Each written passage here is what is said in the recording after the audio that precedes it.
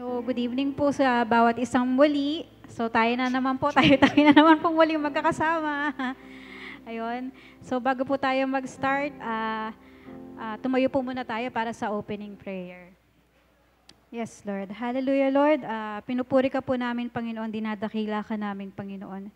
Maraming salamat po sa gabi na to na muli niyo po kaming pinagtipon-tipon sa iyong tahanan, Panginoon. Lord, bago po ang lahat, nagpapasiyasat po kami sa iyo, Panginoon, sa lahat po ng mga naisip, nasabi o nagawa po namin na hindi nakalulugod sa iyo, Panginoon. Patawarin niyo nga po kami, Panginoon. Pakalinisin niyo po kami from head to toe, Panginoon. Lalo na po yung puso po namin, Panginoon, yung pag-iisip po namin, Panginoon. Dalisayin niyo nga po, Panginoon, at patawad po sa lahat po ng mga maling nagawa po namin, Panginoon. Papakumbaba po kami sa iyo ngayon, Panginoon. Maraming salamat po, Panginoon, at sa gabi po na to, pangunahan niyo po kami, Panginoon. Itong gabi po na to ay para sa iyo. Ikaw lamang po itataas po namin sa lahat ng aming gagawin. Sa pagpupuri namin, sa pag-aawitan namin, Panginoon, maging sa pagdulog po namin, Panginoon. Sa iyo lamang po kami lumalapit, Panginoon, at ikaw lamang po at tinataas namin sa lugar na ito. Kaya sa iyo po ang lahat ng papuri, pasasalamat at pagdakila sa tanging pangalan ng aming Panginoong Yesus. Amen. Okay, ready na po ba tayo magpuri sa ating Diyos? Sino po bang magsasabing dakila ang ating Diyos? Tayo, kasi tayo mga nilikha niya. So, sama-sama po tayo magpuri at sumamba sa ating Diyos.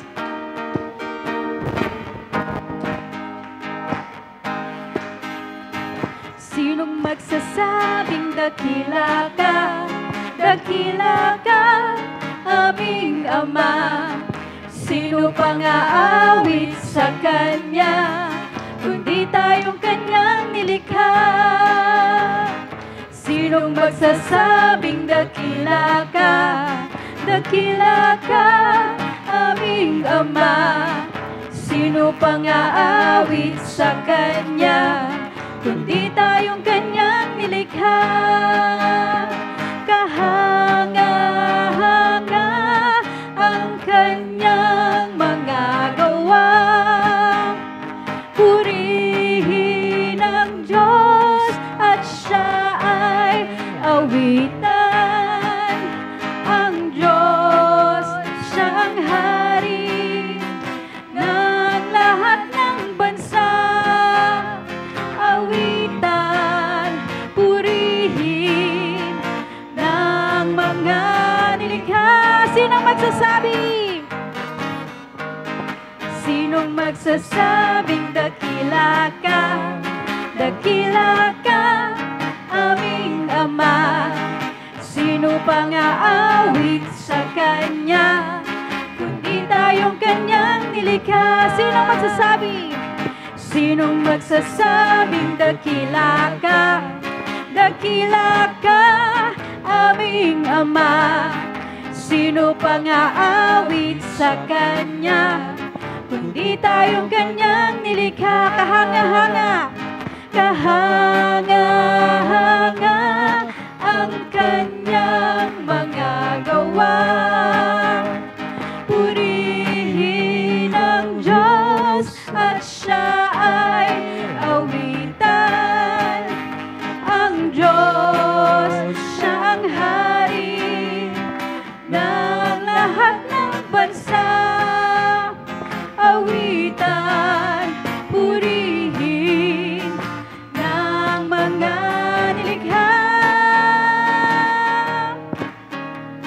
Sinong magsasabing dakila ka, aming Ama? Sino pang aawit sa Kanya, kundi tayong Kanyang nilikha? Sinong magsasabi? Sinong magsasabing dakila ka, aming Ama? Sino pang aawit sa Kanya, kundi tayong Kanyang nilikha? Kundi tayong Kanyang nilikha, kundi tayong Kanyang nilikha. Hallelujah! Wala nga pong ibang magpupuri at magsasabing dakila ang ating Diyos, kundi tayong mga nilikha niya. At special pa tayo sa Kanya kasi tayo yung mga anak niya, di ba? Anak niya na po tayo. So tayo po yung dapat na talagang magpuri at sumamba sa Kanya at maghayag ng Kanyang kadakilaan dahil mga anak niya na tayo. So patuloy po tayong dumulog sa Kanyang presensya. Alam po natin na yung pag-ibig ng Diyos, hindi po magmamaliw yan kahit kailan. Yung mga tao pwedeng manlamig yung mga pag-ibig nila, pwedeng mawala, pero ang Diyos, kahit kailan, kahit nung makasalanan pa tayo, minamahal na niya tayo. So wala pong pagmamaliw ang pagmamahal ng ating Diyos. The steadfast love of the Lord never ceases, and they are new every morning. The steadfast love of the Lord never ceases. His mercies never come to an end. They are new every morning, new every morning. Great is thy faithfulness, O Lord. Great is thy faithfulness. The steadfast love of the Lord never ceases. His mercies never come to an end. They are new every morning, new every morning. Great is thy faithfulness, O Lord. Great is thy faithfulness. Pag-ibig mo ay hindi magmamaliw. Ang awa mo ay walang kapantay. Ito'y laging sariwa sa bawat umaga. Pag-ibig mo ay dakila, tapat at dakila.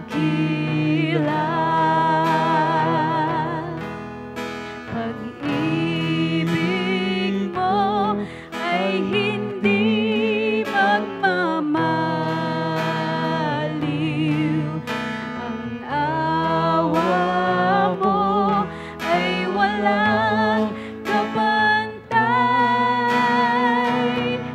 Ito'y laging sariwa sa bawat umaga. Pag-ibig mo ay dakila,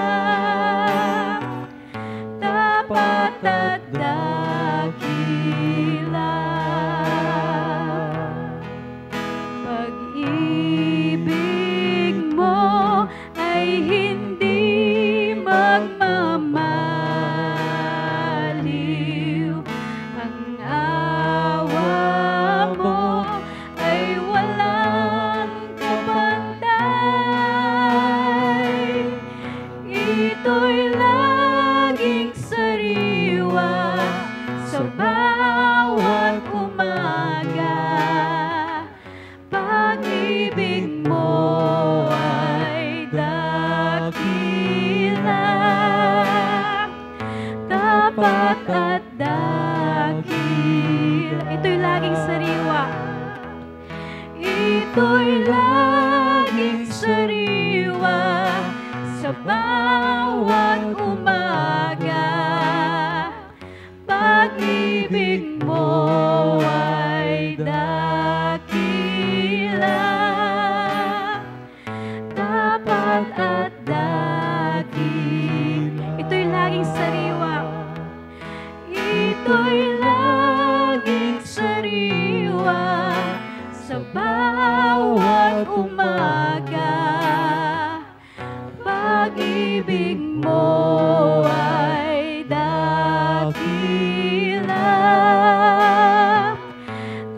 tapat at dakila.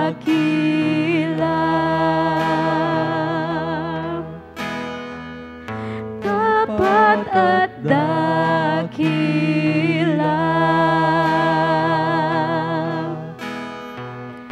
Tapat at dakila.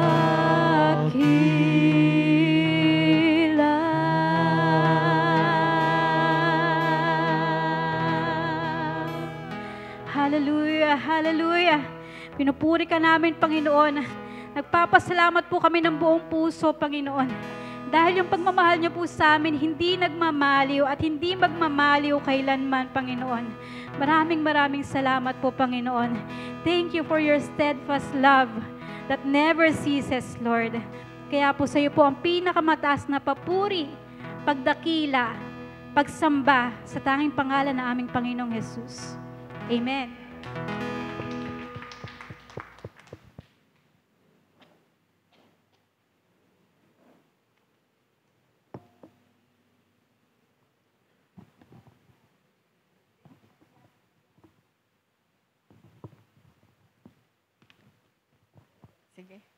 Sige po, magandang gabi po sa bawat isa. Lagi ko naririnig dun sa mga nagpapaawit na tayo na naman. Konti lang tayo na naman.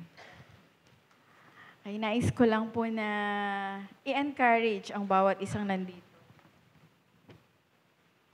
Doon po sa 1 Samuel, nanghingi po kasi yung bansang Israel ng hari. Kasi before, judges, 'di ba, mga hukom, mga heroic leader po yung nangunguna sa kanila, hindi talaga hari. Nanghingi po sila, binigyan po sila ng isang hari. So, yun po ay sino po yung unang hari? Si Saul. Okay. Noon pong kinuha po si Saul bilang hari, ito po ang nakakatuwa. 1 Samuel 10:26.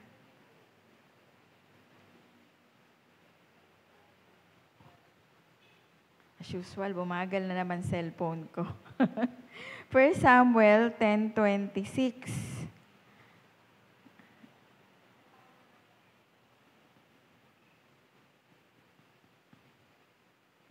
Ano po sinasabi dito? At si Saul man ay umuwi sa kanyang bahay sa Gabaa at yumaong kasama niya ang hukbo na ang kanilang mga kalooban ay kinilos ng Diyos. Doon sa isang salin sa Bible, ang ganda eh. Kasi hindi po pala pahayaan ng Diyos na yung hari mag-isa. Meron siyang mga katuwang. Ang ginamit na term po doon sa Bible namin sa bahay, matatapang na lalaki. So, hindi po kakayanin ng isang leader lang, isang hari, yung pagpapatakbo ng bansa. In the same way, hindi kakayanin ng isang pastor lang yung pagpapatakbo ng church. Kailangan po ng mga matatapang na babae at lalaki na tutulong sa kanya. Na ang Diyos din po ang nagtalaga. Dito ang sabi na ang kaloob ay kinilos ng Diyos. So ako po naniniwala ako na yung mga nandito po every Wednesday, matatapang na babae at lalaki po. Kasi ang prayer po ay hindi siya ganun kadali. Ito po ay spiritual battle, 'di ba? Tayo po yung ginagamit ng Lord to bridge in the gap. Yung mga pangangailangan ng iglesia, pangangailangan ng mga kapatiran, tayo po yung nakikipagbakan nito. At sa Book of Daniel, ang ganda-ganda rin po. Merong time doon na siguro po sa mga susunod kalooban ng Lord, i-share ko, ang ganda-ganda, na hindi huminto ng pananalangin si Daniel. Yung pong angel na inutusan ng Diyos para gawin yung ipinapanalangin ni Daniel, nakikipagbaka pala siya. Kung huminto po si Daniel within 21 days, yung pakikipagbaka ng angel para ibigay sa kanila yung answer. Hindi natin alam kung naibigay ba yun or hindi. So while praying, ito po ay spiritual battle. Okay, kaya ako po naniniwala ako na sabihin na natin na every week, eto rin naman yung mga tao. Pero naniniwala po ako na ito po yung mga tao na pinili ng Diyos para makipagbaka. We are, pwede natin sabihin siguro, we are the army of God. Diba? Sige po, let us pray. Panginoon, maraming salamat po sa mga oras na to na minsan pa po tinipon mo kami. At Lord, sabi nga nung prayer kanina, nawa ay masumpungan mo po kami na malinis ang puso, ang kalooban para sa amin pong pananalangin sa gabing ito. At nagpapasalamat ako, Panginoon, sa mga babae at lalaki na naririto, na merong kabigatan para manalangin, ipanalangin ng aming iglesia, ipanalangin ng isa't isa. Lord, alam namin na you will continue to empower us.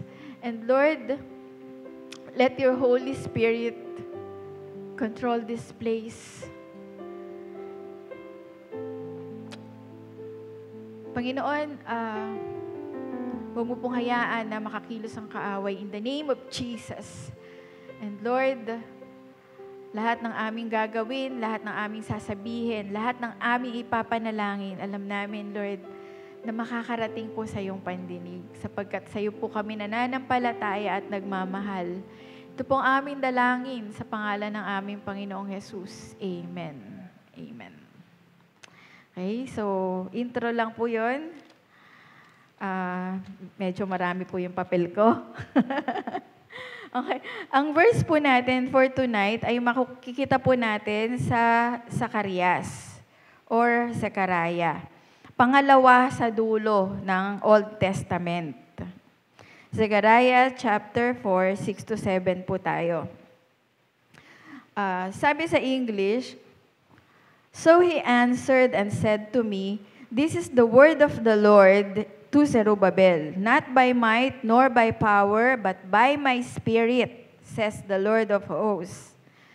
Siguro merong iba dito, alam yung kanta na yun. Alam niyo ba yung kanta, natatandaan yung kanta? Iba na yung alam mo, bago na yan. Yung alam namin ito, not by might, nor by power, by the Spirit, says the Lord. Not by might, nor by power, by my Spirit, says the Lord. Ano kasunod nun? This mountain shall be removed. This mountain shall be removed. This mountain shall be removed. By the Spirit, says the Lord. Yun po yung awit, dati pa yun eh. Yung kay Sister Mayan, bago na to, modern. Ha? Ikaw? Okay. Naririnig ko na nga dati itong awit na to, pero hindi ko siya masyado naintindihan. But alam ko na not by might talaga. Lahat ng bagay magagawa natin sa tulong ng Espiritu ng Diyos, diba? By the Spirit, says the Lord.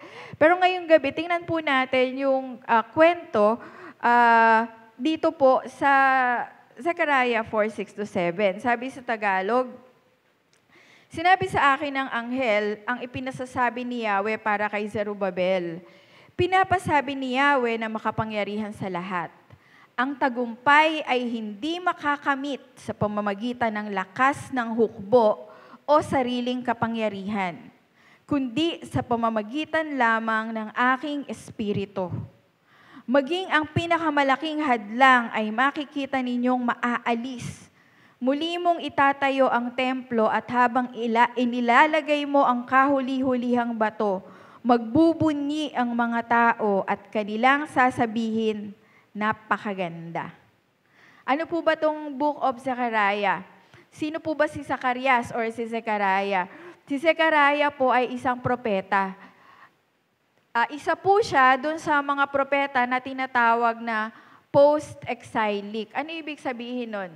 Kasi 'di ba sa Genesis, sa Exodus, may mga propeta na doon, 'di ba? Sa Genesis may mga propeta na po doon.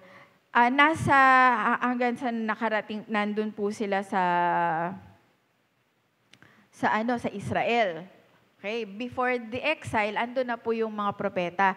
Hanggang sa nakarating nga po yung nagkasala ang bansang Israel. So ano nangyari? Marami nang inaantok. So, nagkasala ang bansang Israel sa Diyos. So kailangan silang parusahan.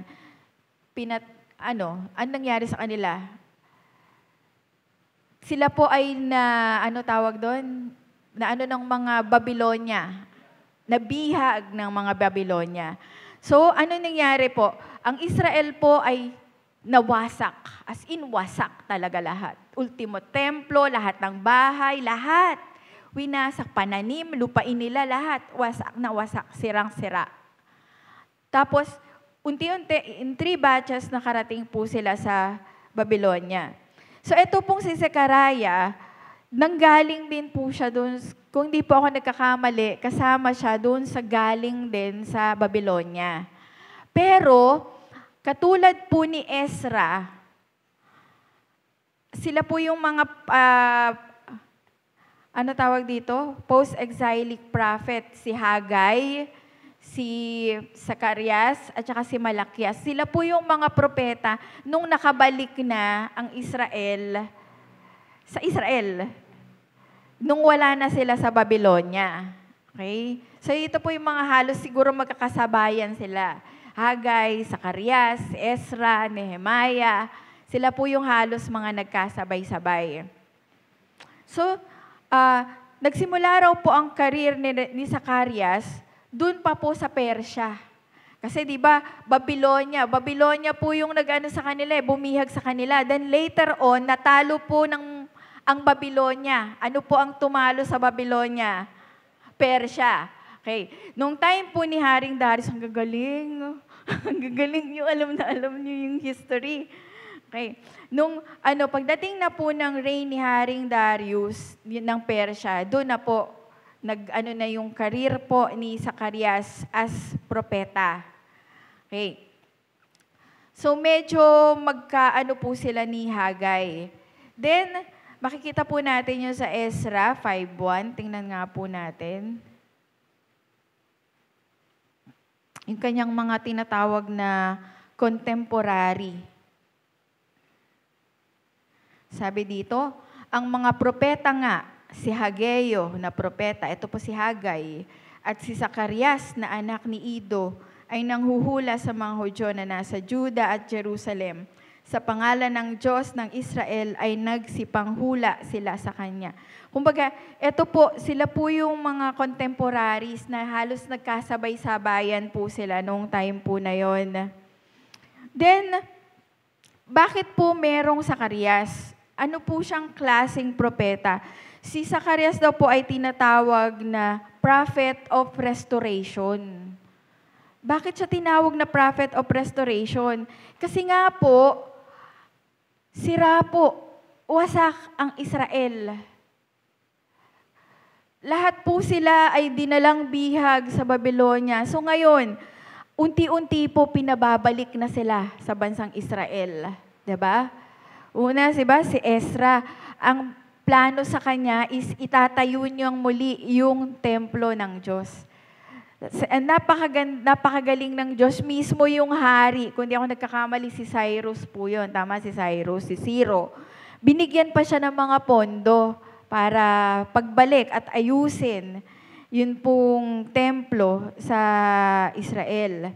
So ngayon, unti-unti, maging yung kay Nehemiah, unti-unti nagbabalikan na po sila dun sa bansang Israel. So,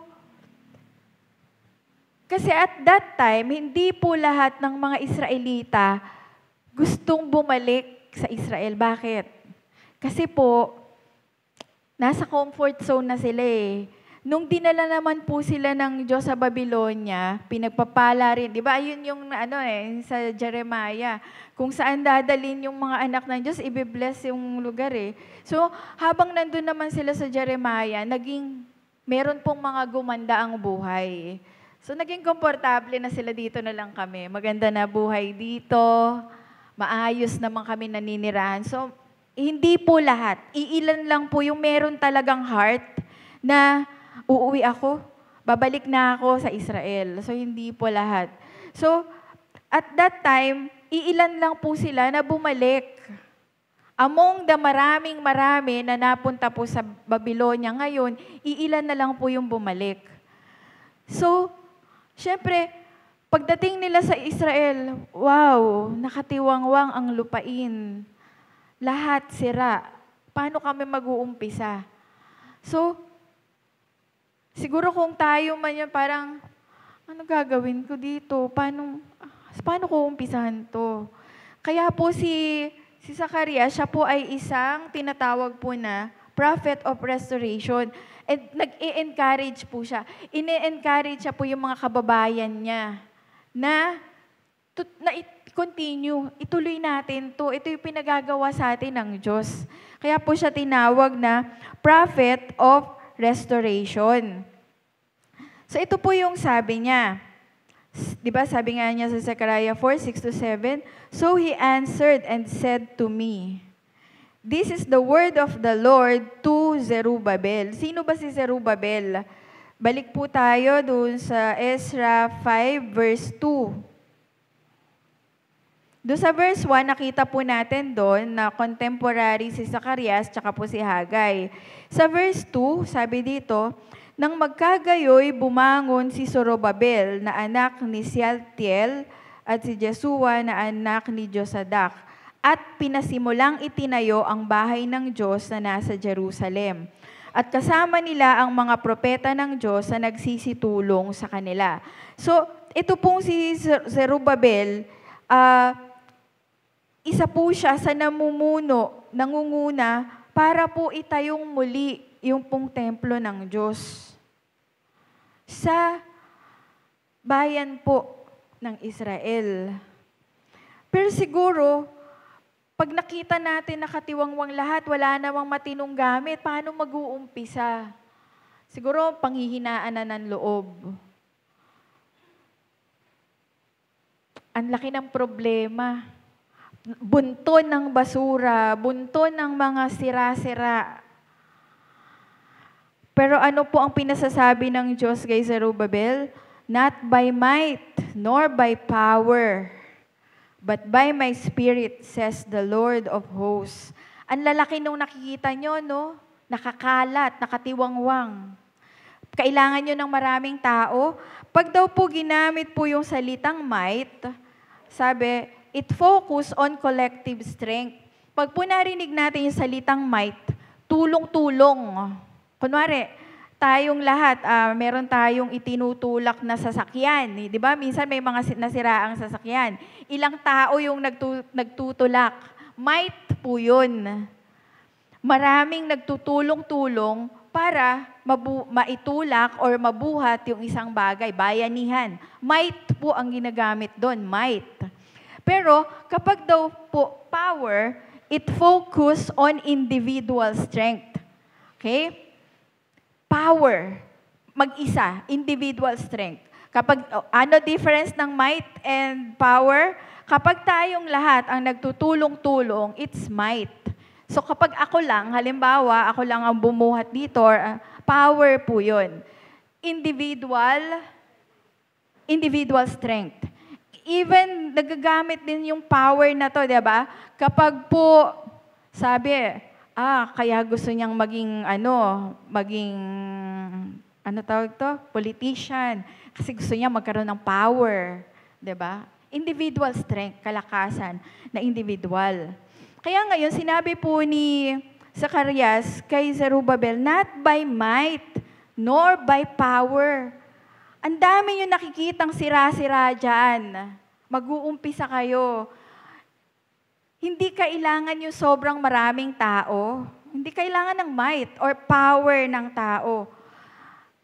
Makakaya nyo yan by the Spirit, says the Lord. Sabing ganon. Parang sinasabi po dito na, "Not by the resources of many or one, but by my Spirit." Maaring may mga nakikita po tayong problema na, ang laki. Ang laki ng kailangan, ang daming pera ang uubusin, ang tataas ng mga taong kalaban. Diba? Hindi po ba kaya ng Spirit ng Diyos yan? Sabi, not by might nor by power, kahit gaano pa karaming tao or iisang may power lang ng isang tao, kayang ma-overcome yan by the Spirit, says the Lord. Ang mahirap po kasi sa atin, minsan, kapag kumukonti na tayo, parang nanghihina na po yung loob natin, di ba? Pinanghihinaan na tayo ng loob, wala na kaming pera, eto lang, kami, minority, ganyan. Pero, ang sabi po dito, not by might, nor by power. Kung magtitiwala po tayo sa Spirit ng Diyos, yun po yung importante. We are being guided by the Spirit of God. Guided pa po ba tayo? At while meditating this word, niremind din sa akin ng Lord na may mga tao nakatingin sa kapwa-tao. Gusto ko ang magsasalita is pastor na matanda na, or pastor na bata pa, or graduate ng ganito, whatever. Pero, di ba po, ang Diyos kumikilos. Kahit nga po sa bata, kayang kumilos ng Diyos.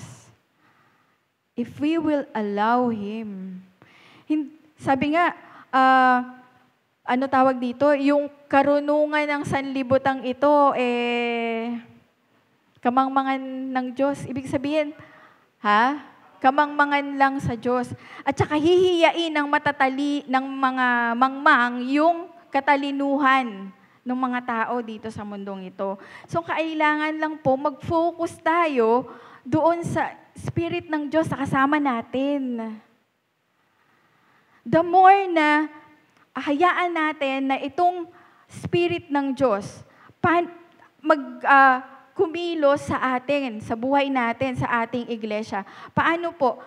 Ano po yung kadalasan na nagsisimbolize sa Spirit ng Lord? Oil. Diba? Anointing oil. Sa Bible daw po, kapag narinig mo yung oil, ito raw po ay nag-symbolize daw po sa Spirit of God.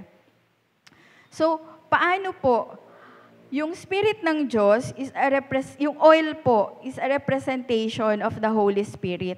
Ano po ba, literally, ano po ba ang nagagawa ng oil?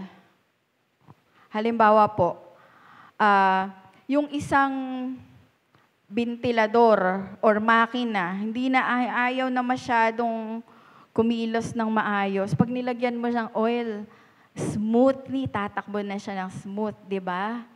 So, kasi po yung oil, it lubricates. Kung meron pong friction sa church or sa pamilya, kapag po may oil, kapag po ang Espiritu ng Diyos ay nandyan, kahit kaano po pong mga, kaguluhan yan, maaayos po. Kung lahat po tayo ay nagpapaturo sa banal na Espiritu. Kasi ang Espiritu ng Diyos is parang oil, it lubricates. What else? Kapag minsan may mga sakit, sugat-sugat, di ba? Minsan pag pinatakan natin ng oil, unti-unti gumagaling siya. Oil heals. Diba? At ginagamit din po ito sa mga Bible times like sa Luke 10:34. Nagbibigay po ito ng healing and restoration. Ano pa po nagagawa ng oil? Sa kanila pong panahon, yun pong oil ginagamit po nila as sa ilawan, di ba? Nakita po natin yung 10 dalaga na naghihintay doon po sa lalaking ikakasal. Oil po. Yung 10 dalaga, merong oil. Kumpleto yung oil nila. Then, yung 5, hindi sila ready para sa oil. Kaya hindi enough yung oil nila para sa ilaw. So ito pong oil, nagdudulot po ito ng liwanag. So kung ang Espiritu ng Diyos po ay pakikilusin talaga natin mightily sa ating iglesia, ito po'y magliliwanag. At ang buhay po natin ay magliliwanag. Nagliliwanag po ba tayo? Okay. Then, oil invigorates, di ba? Yung mga masasakit, ang mga kalamnan, ano ginagawa niyan? Sabihin, masahihin mo nga ako or magpapamasahe to relax, di ba? Kasi nakakapag-invigorate, nakakapagpalakas siya kahit paano. Then, what else? Yun pong oil, parang ano din po siya, parang pampaganda. Pampaganda po ba yung oil? Nakakita na po ba kayo ng isang lalaki na sobrang pogi, sobrang macho, artistahin talaga, parang si Alden Richard or sino pa si Ding Dong Dantes.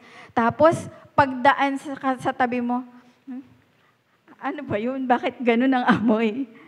Diba? Kumbaga, kahit gaano ka pa kaganda, kung hindi naman ka mabango, parang parang may kulang. So ito raw pong oil pala, it beautifies din. Nagpapaganda rin to sa atin. So kung meron po tayong Holy Spirit na gumagabay sa atin, gaganda po tayo. Not necessarily, maaaring hindi tayo gustuhin ng ibang tao, pero ang Diyos, ang tingin sa atin, ang ganda-ganda. Kasi sumusunod tayo sa pinagagawa, sa inuutos ng Diyos sa atin. Di ba po? It beautifies yung oil. Gaano na po kaya tayo kaganda sa harapan ng Diyos sa mga oras? Dami nating tanong, no? Parang reflection sa atin to na guided ba talaga ako ng banal na Espiritu? Then ano pa? Nagpapolish, kunwari, merong isang whatever, halimbawa, isang bagay na madumi na, lagyan mo yan ng oil, ano mangyayari? Kikintab, diba? So, ganun po pala mangyayari sa atin. If we are being led by the Spirit of the Lord, parang it's yung oil of gladness na tinatawag. Yung oil na to na nagsisimbolize ng Holy Spirit, ito yung magpapadulas, ito yung magpapagaling, ito yung magliliwanag sa buhay natin, ito yung magpapalakas, magpapaganda sa atin, at magpapaningning sa atin. Kaya, pag nasa atin pala ang banal na Espiritu, lahat pong bagay na to makikita sa atin. And, isa pa po, sigurado po na kung sa banal na Espiritu po tayo nagtitiwala, sa Diyos tayo nagtitiwala, siya po yung magre-reward nito. Umaasa kayo sa magagawa ng tao, sa pera, connection. Pero ako, I trust in the name of the Lord. Diba? Not by might nor by power, but by the Spirit, says the Lord. So, sa gabi pong ito, ang dami po nating kailangan na ipanalangin. Minsan siguro, iisipin natin itong pinapanalangin na ito, parang ang hirap-hirap. Ang dami nating kailangan gawin, daming kailangan ganito. Parang ang hirap, may tendency pa na hindi ibigay sa atin ng Lord. Pero kung nagtitiwala po tayo sa banal na Espiritu, kung nagtitiwala tayo sa Diyos, not by might, nor by power, but by the Spirit, says the Lord.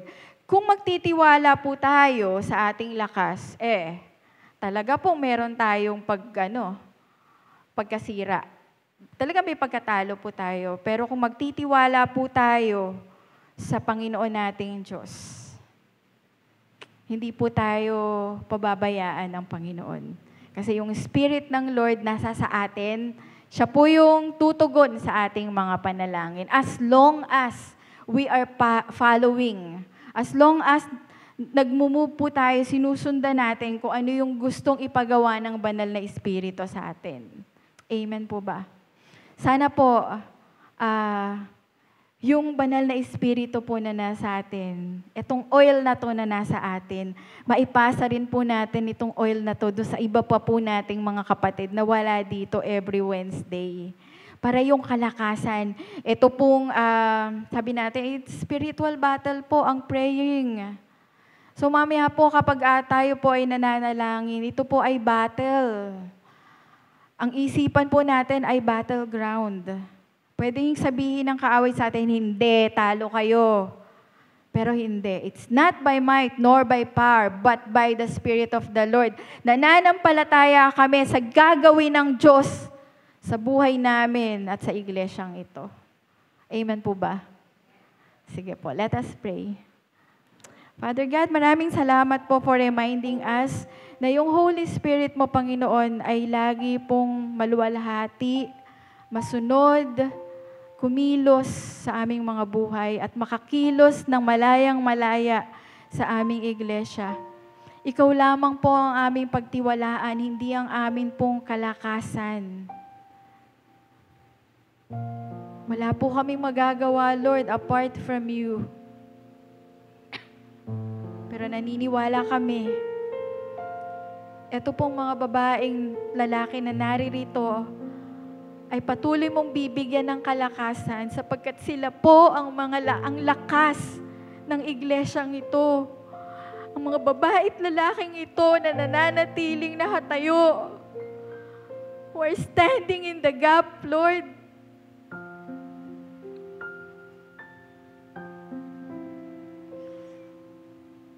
Salamat, Panginoon, sapagkat merong mga ganitong tao sa iglesyang ito na mas piniling manalangin, makipagniig sa'yo, kaysa gawin yung mga bagay na mas gustong gawin ng karamihan. Lord, may you be glorified sa buhay namin. Magningning ka nawa, Lord. Magliwanag ka pong lagi na sa aming mga buhay at sa iglesyang ito. Maraming salamat po. Sa dami po namin mga kinakaharap na problema, mga kapatiran, kung may mga karamdaman, Panginoon, nilalapit po namin sa iyo yung kanila pong kagalingan. Sila Sister Lorna, Sister Feli, si Sam, and yung mga meron pong mga minor na mga karamdaman na amin pong mga kapatiran. Lord, kilala mo po kaming lahat. Alam mo po yung aming mga pinagdadaanan. Ginagawa naman po namin lahat, Lord. Pero sa iyo pa rin po kami umaasa at nagtitiwala sa kagalingan, Panginoon, at kagalingan ng aming iglesia. Lord, alam namin na hindi mo po kalooban, hindi ka natutuwa sa mga kaganapan. Pero Lord, nakikita mo rin po ang puso ng bawat isa sa amin. Ang nais lang po naming ibigay sa iyo yung kaluwalhatian. You are a righteous God. You are a just God. At ikaw po yung Diyos na nagpapala, na nagbigay nito sa iyong mga anak dito sa dakong ito ng Taal. Lord, sabi nga po sa salita mo, He who began a good work in us will complete it. Lord, binigay mo na sa amin to at alam namin na ikaw po ang magtatapos nito. At nagpapasalamat kami sapagkat wala man kami ng mga resources na kailangan, wala man po kami ng mga koneksyon na kailangan, pero nandyan ka sa amin. At Lord, nawa ay makita ka po sa buhay ng bawat isa na dumadalo sa iglesyang ito. Salamat po sa iyo. For our finances, sa iyo po namin ito itinatagubilin. Maraming salamat po. Pagpalain mo po, Panginoon, ang mga babae at lalaki na naririto ngayong gabi. Ito pong amin dalangin sa pangalan ng aming Panginoong Jesus. Amen. Sige po, patuloy po